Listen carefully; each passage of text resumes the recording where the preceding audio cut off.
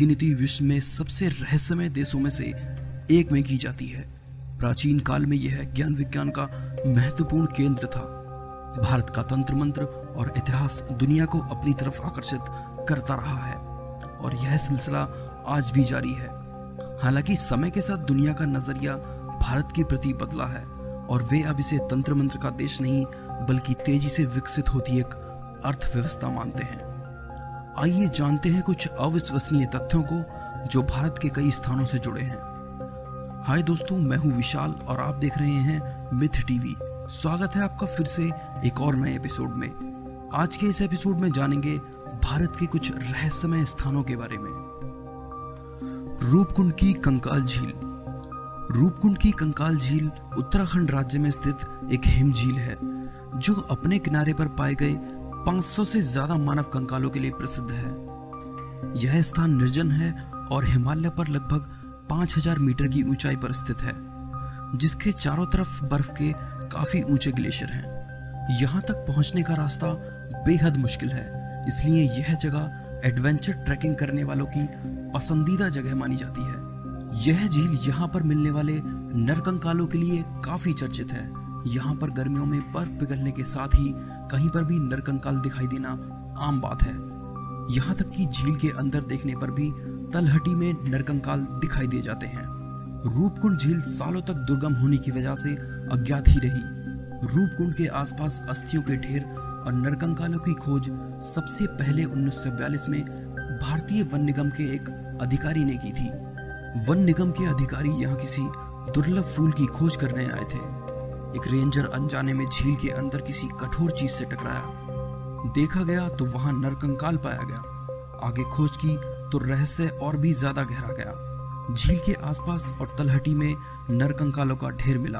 अधिकारी के साथियों को ऐसा लगा जैसे वे किसी दूसरी दुनिया में आ गए हों। शुरू में वहां के स्थानीय निवासियों के अंधविश्वास की वजह से ये माना जाता रहा कि ये कंकाल किसी राजा और उसके समूह के हैं जो यहाँ की किसी देवी की पूजा करने निकले थे।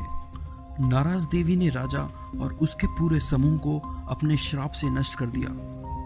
पर बाद में हुए वैज्ञानिक परीक्षणों से कुछ वैज्ञानिक तर्क सामने आए। साल 2004 में भारतीय और यूरोपीय वैज्ञानिकों के एक दल ने उस स्थान का दौरा किया ताकि उन कंकालों के बारे में ज्यादा जानकारी मिल सके।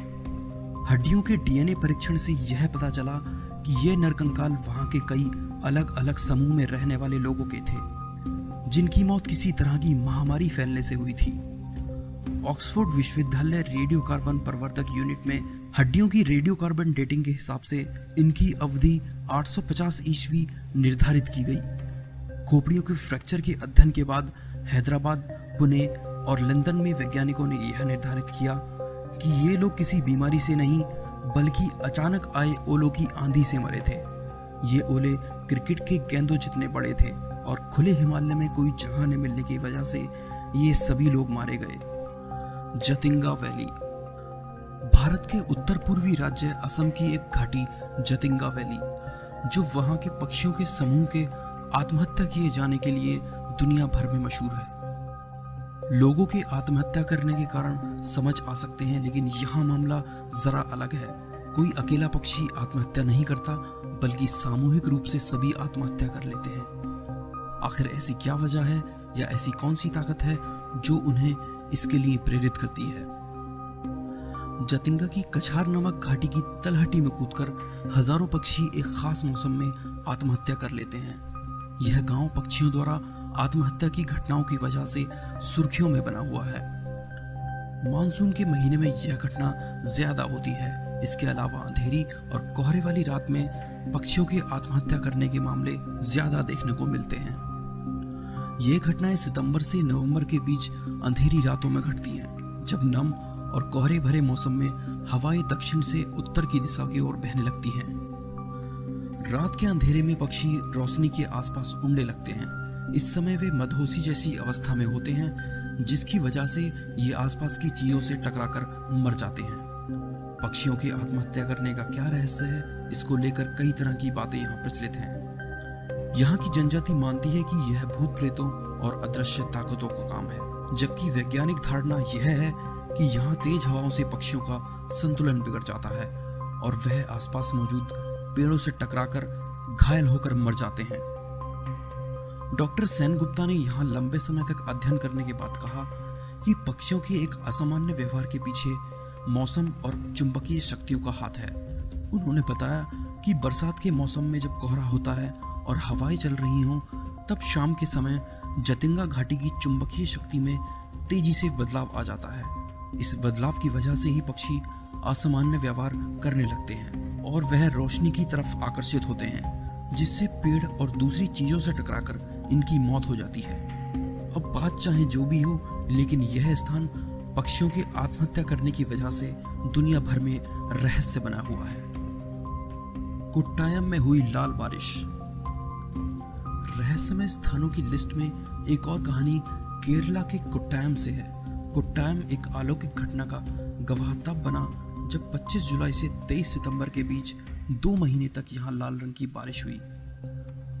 सबको काफी आश्चर्य हुआ क्योंकि ये कोई आम घटना नहीं थी। वैसे तो इसके पहले भी इस तरह की बारिश वहां हो चुकी थी। वैज्ञानिकों ने जब जांच की तो उन्हें पानी में रंगीन जीवित कोशिकाओं को पता चला। 2006 में इस बारिश के विषय में कुछ शोधकर्ताओं ने इन्हें अंतरिक्ष की कोशिका के रूप में माना था, क्योंकि ये माइक्रोस्कोप में एक जैविक कोशिका जैसी दिखती थी, जिससे पानी का रंग लाल हो गया था। पानी में पाई गई लाल रंग की जीवित कोशिकाओं की वजह कोई भी पूरी तरह से स्पष्ट नहीं कर पाया। इसके पक्ष में कई वैज्ञानिक तर्क दिए गए, जैसे कि इसकी उत्पत्ति किसी उल्का विस्फोट से हो सकती है। एक और सिद्धांत के मुताबिक इस लाल बारिश का कारण शैवाल भी हो सकता है, जो उस इलाके के पेड़ों में बहुतायत में पाया जाता है। पेड़ों में पाया जाने वाला शैवाल इतनी मात्रा में कैसे वाष्पीकृत हो सकता है कि उससे लाल रंग की बारिश हो सके। इसके पक्ष में काफी तर्क दिए गए, लेकिन इस लाल रंग की बारिश का कोई स्पष्ट कारण सामने नहीं आ सका। जुड़वा गांव। केरल के मल्लपुरम जिले में स्थित कोडिनी गांव को जुड़वाओं के गांव यानी ट्विंस विलेज के नाम से भी जाना जाता है। यहाँ पर वर्तमान में करीब 350 जुड़वा जोड़े रहते हैं, जिनमें नवजात बच्चों से लेकर 65 साल के बुजुर्ग तक शामिल हैं। विश्व स्तर पर हर 1000 बच्चों पर 4 जुड़वा बच्चे पैदा होते हैं। एशिया में तो यह औसत और भी कम है, लेकिन कोडिनी में हर 1000 बच्चों पर 45 जुड़वा बच्चे पैदा होते हैं। कोडिनी एक मुस्लिम बहुल गांव है, जिसकी आबादी करीब 2000 है। इस गांव में घर, स्कूल, बाजार हर जगह हमशक्ल नजर आ जाते हैं। इस गांव में 2008 में 300 बच्चों पर 15 जुड़वा बच्चे जन्मे थे, जो कि अब तक एक साल में जन्मे सबसे ज्यादा जुड़वा बच्चे हैं। अपनी इसी खूबी के चलते कोडिनी विश्व स्तर पर प्रसिद्ध हो चुका है। दुनिया के ज्यादातर बड़े मीडिया हाउस यहाँ की स्टोरी को कवर कर चुके हैं। शुरू के सालों में कोई 1-2 जुड़वा बच्चे पैदा होते थे, लेकिन बाद में इसमें तेजी आई और अब तो बहुत ही ज्यादा रफ्तार से जुड़वा बच्चे पैदा हो रहे हैं। इसका अंदाजा आप इस बात से लगा सकते हैं कि कुल जुड़वा के आधे पिछले 10 सालों में पैदा हुए हैं। कोडिनी गांव इस वजह से आज टूरिस्ट स्थान बन चुका है और बाहर के देशों से काफी संख्या में यहाँ पर रिसर्च टीम आती रहती है। आज तक कोई भी यहाँ जुड़वा बच्चे पैदा होने की सही वजह नहीं बता पाया। पहले डॉक्टरों ने यह तर्क दिया था कि यह सब यहाँ के खान पान की वजह से है, लेकिन इस इलाके के लोगों का खान पान केरल के दूसरे इलाकों के समान ही है, इसीलिए इस तर्क को खारिज कर दिया गया। इसके अलावा डॉक्टर अभी तक कोई दूसरी वजह नहीं ढूंढ पाए। लद्दाख की मैग्नेटिक हिल। लद्दाख में एक ऐसा पहाड़ है जो धातु को अपनी ओर खींचता है और उससे बने वाहनों को भी। ये पहाड़ भारत के लेह से 30 किलोमीटर दूरी पर लेह कारगिल श्रीनगर हाईवे पर स्थित है। इस पहाड़ी के पूर्वी हिस्से में सिंधु नदी बहती है। इस मैग्नेटिक हिल को ग्रेविटी हिल के नाम से भी जाना जाता है। माना जाता है कि इस पहाड़ी पर गुरुत्वाकर्षण का नियम फेल हो जाता है। गुरुत्वाकर्षण के नियम के अनुसार यदि हम किसी वस्तु को ढलान पर छोड़ दें तो वह नीचे की तरफ लुढ़केगी, लेकिन चुंबकीय पहाड़ी पर ऐसा नहीं होता। ऐसा माना जाता है कि यदि हम कार को गियर में डालकर छोड़ दें तो यह पहाड़ी ढलान पर नीचे की ओर न जाकर ऊपर की ओर चढ़ती है। कहा जाता है कि जब कारों का इग्निशन बंद कर दिया जाता है तब भी कारें इसकी ओर खींची चली आती हैं। भारत तिब्बत सीमा पुलिस के जवानों ने तो यहाँ तक बताया है कि इस पहाड़ के ऊपर से गुजरने वाले विमानों को इसके चुंबकीय क्षेत्र से बचने के लिए दूसरी जगह की तुलना में ज्यादा ऊंचाई पर उड़ना पड़ता है। और कहीं विमान इस चुंबकीय क्षेत्र में आ गया तो वैसे ही झटके लगते हैं जैसे हवा के दबाव वाले क्षेत्र में पहुंचने पर लगते हैं। इस ग्रेविटी हिल को वहां के स्थानीय प्रशासन ने जगह जगह बोर्ड लगाकर चिन्हित भी किया है।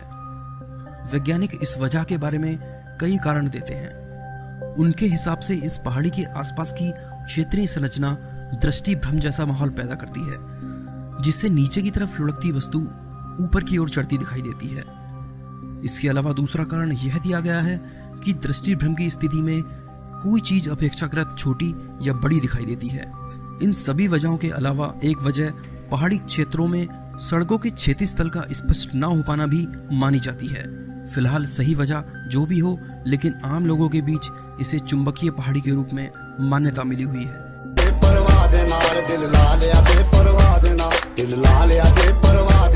दिल ला लिया